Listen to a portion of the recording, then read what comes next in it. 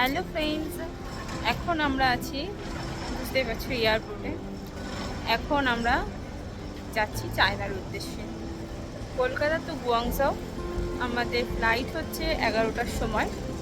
এখন আমরা ইমিগ্রেশনের জন্য যাব, লাইনে দাঁড়াবো এবং দেখা যাক কী হয়। So by.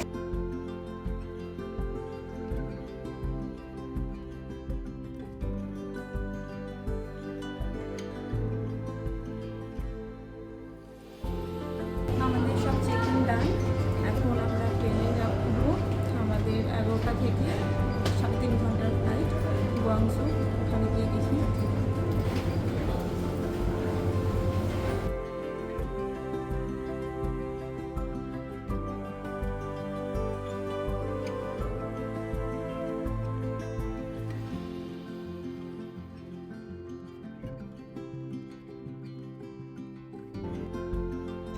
আমরা এখন আছি গুয়াংজু এয়ারপোর্টে।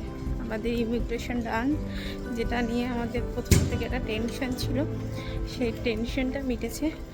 বিশেষত আমার থেকে বেশি টেনশানে ও ছিল। টেনশন মিটেছে।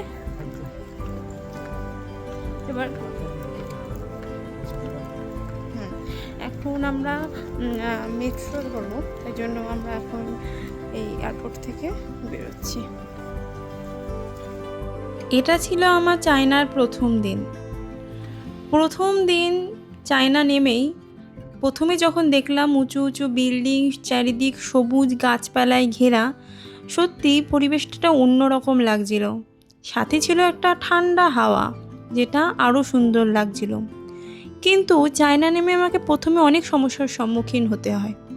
আমরা যে হোটেল অবধি পৌঁছাবো, তার জন্য যে ক্যাব বুক করব, সেটা করতে পারছিলাম না, কারণ ইন্ডিয়ার কোনো অ্যাপই এখানে কোনো কাজ করছিল না।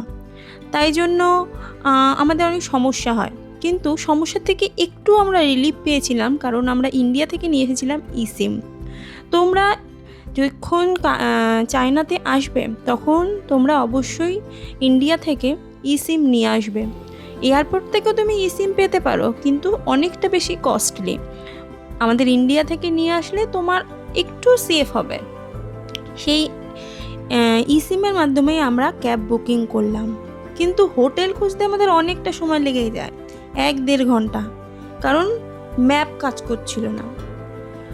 আমরা যে হোটেলটি নিয়েছিলাম, সেটার চেকিংয়ের টাইম ছিল 1টার সময়, কিন্তু আমরা পৌঁছে যাই 8:30টায়। পৌঁছে গিয়ে আমরা রিসেপশনে ওয়েট করছিলাম, তারপরে আমাদের রুমের ব্যবস্থা করে দেওয়া হয়। তোমরা যদি কখনো চায়না আসো, তাহলে আলিপে, ডিডি অ্যাপ, এম অ্যাপ, এই 3টি অ্যাপ তোমরা ইনস্টল করে নেবে। আলিপে হচ্ছে পেমেন্টের জন্য, ডিডি অ্যাপ হচ্ছে ক্যাবের জন্য, আর এম অ্যাপ হচ্ছে ম্যাপ আইডেন্টিফাই করার জন্য। চায়নার অনেক ইনফরমেশন পেতে আমার ভিডিওর সাথে থেকো। ভিডিওটি ভালো লাগলে অবশ্যই লাইক, কমেন্ট, শেয়ার করো।